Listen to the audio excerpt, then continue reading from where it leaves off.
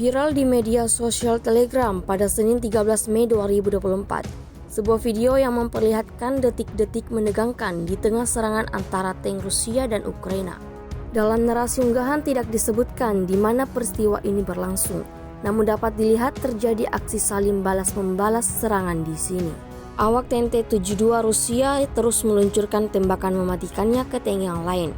Meski di tengah aksinya, drone kamikaze musuh datang menghantam, hingga mengakibatkan ledakan dahsyat seperti yang terlihat dalam rekaman.